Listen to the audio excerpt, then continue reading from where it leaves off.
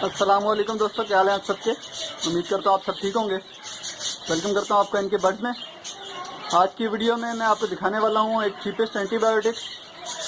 जैसे कि अभी बरसात का मौसम है और बरसात हो भी रही है, तो बरसात में जो है बहुत सी बीमारियाँ आती हैं। बरसात होते ही, बरसात के फ़ौरन बाद से बीमारियाँ जो है फैलने लग जाती हैं और बहुत सी बीमारियाँ जो है परिंदों को लगती हैं, जिसमें नज़ला ज़ुकाम वगैरह और मोशन जो है बहुत ही कॉमन बीमारियाँ हैं। इसी के साथ साथ आंखें वगैरह ख़राब हो जाना और इन्फेक्शन जो है मुख्तलिफ़ किस्म के वो आते हैं बीमारी बारिश के फ़ौरन बाद।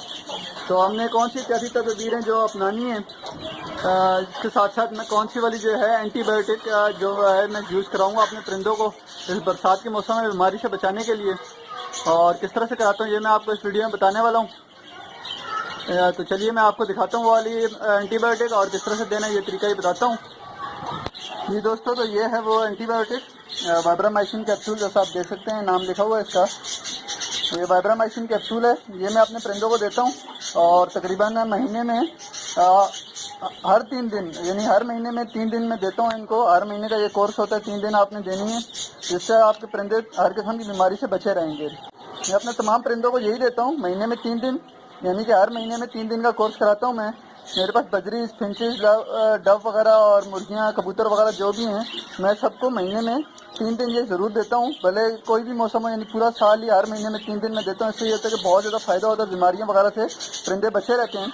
तो इसका देने का तरीका क्या है ये भी मैं आपको बता देता हूँ। दवाई आपने देख ली है और हर परिंदे को देना है आपने तकरीबन, मैं एक ही दिन, जिस तरह से हर महीने की पहली से लेकर तीसरी तारीख तक डेली बेसिस पर मैं ये बना कर देता हूँ। तो चलिए आपको बताता हूँ किस तरह से देनी है, किस तरह से इसको बनाना है। ये एक कैप्सूल 1 लीटर पानी में डलेगा।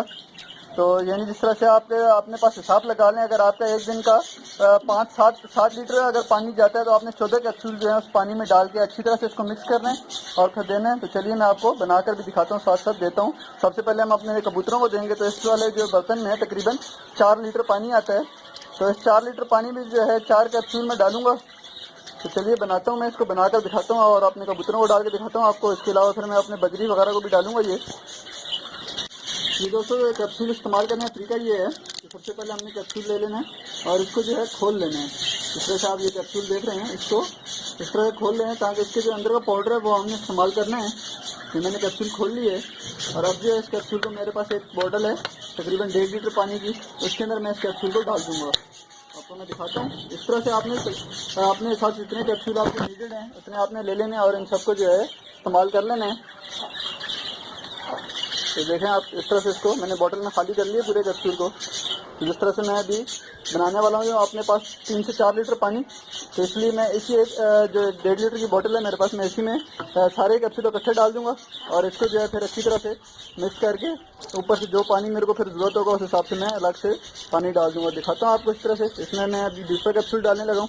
तो अभी आप देख रहे हैं इसमें मैंने तकरीबन 3 कैप्सूल जो हैं डाले हैं के वाइब्रामाइसिन के, और अभी इसको मैं पानी से भर लेता हूँ। ये 1.5 लीटर की बोतल है। इसके अलावा फिर मैं इसके साथ सादा पानी जो है एक बोतल डालूंगा उस अपने बर्तन में। पहले इसको मैं अच्छी तरह से मिक्स कर लेता हूँ। तकरीबन ये आधी बोतल हो जाएगी, तो इसको मैं फिर अच्छी तरह से मिक्स कर लूँगा। पहले जिस तरह से ये है, इसको मैं ढक्कन लगा के अच्छी तरह से मिक्स करूँगा ताकि दवाई जो है बिल्कुल अच्छे से मिक्स हो जाए। फिर जो है इसको मैं पानी भर के बर्तन में, तो ये बोतल दवाई की तैयार हो गई है, इसको मैं इसमें डालने वाला हूँ।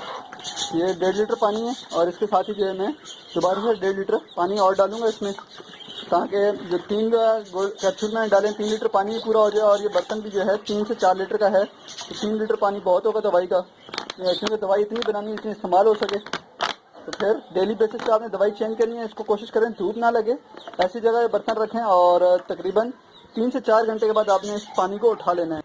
ये पानी मैंने रख दिया है दवाई का बना के, तो अभी ये कबूतर आगे पी लेंगे।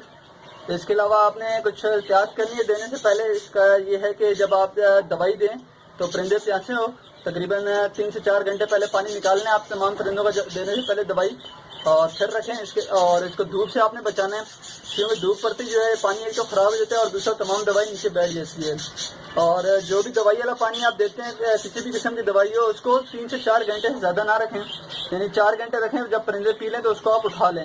अगर दोबारा देने की ज़रूरत पड़े तो आप फिर से नई दवाई बनाएं और अगर आपके पास परिंदे बहुत ज़्यादा हैं, जैसे कबूतर और मुर्गियों की तादाद ज़्यादा है, तो आप कोशिश करें जो उसकी प्रॉपर वैक्सीनेशन होती है वो करें। उसका मैंने एक वीडियो बनाई हुई है और चार्ट भी जो है मेरी यूट्यूब चैनल पर पड़ा है। मैं इंशाल्लाह उसका लिंक आपको डिस्क्रिप्शन में दे दूँगा, मुर्गियों का जो है वैक्सीनेशन। तो अगर आपके पास परिंदों की तादाद ज़्यादा है तो आप हमेशा जो है प्रॉपर वैक्सीन वही यूज़ करें। अगर आपके पास कम तादाद है परिंदों की तो जो है आप ये वेब्रामाइसिन दे सकते हैं। ये एक हल्के पैमाने पे असर करने वाली एंटीबायोटिक है। तो अगर आपके पास ज़्यादा परिंदे हैं तो जब परिंदों की तादाद ज़्यादा होती है और बीमारी आती है तो वो बहुत ज़्यादा ताकतवर होती है, तो उसके लिए ज़रूरी है आप जो है प्रॉपर वैक्सीन ही इस्तेमाल करें।